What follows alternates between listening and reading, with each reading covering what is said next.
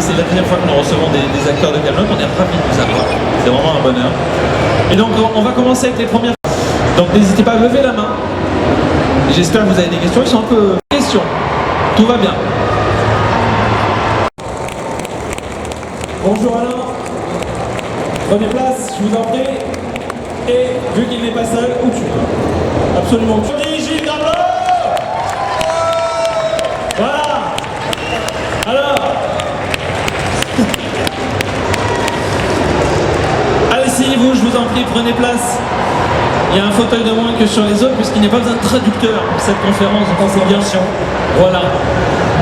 Donc nous sommes là pour quelques questions-réponses. Des super acteurs en face de nous, et d'une manière générale, c'est ça. Et après, dans le film, c'était bien, on était dans la nature, il y avait tout ça était super dans la neige et tout ça, c'était assez incroyable. Mais avant tout, c'est l'aventure humaine, je dirais. Ah, c'est ça, non, Gilles, toi aussi? Oui, mais moi c'est tout pareil que lui, avec des jolis mots. C'est-à-dire que je vais tout dire la même chose avec des jolis mots. Non, c'est vrai que c'est l'aventure humaine. Alors moi j'ai la chance d'avoir travaillé en binôme, donc Serge Papagani est devenu un copain, et c'est vrai que c'est un peu la récréation à chaque fois qu'on se retrouve. Donc à chaque fois qu'on tourne, c'est un très bon souvenir. Bon, ça fait un peu le mec qui se mouille pas, mais c'est vrai. Non, c'est pas vrai. On en a pas mal, oui.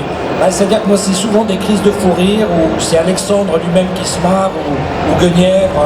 Ah si, tiens, on a fait un épisode ensemble où je dois sortir une réplique, où je dois mettre un pigeon dans une bouteille. Et il y avait Monsieur Chapuis ici présent. Et je sais que Anne Giroir, qui joue Guenièvre, avait beaucoup de mal à garder son sérieux, je me souviens de ça. Ouais, c'est ça.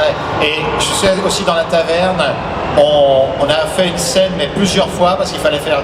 Il y avait les répétitions, on fait le chant, le contre-chant, plusieurs angles, et on mangeait.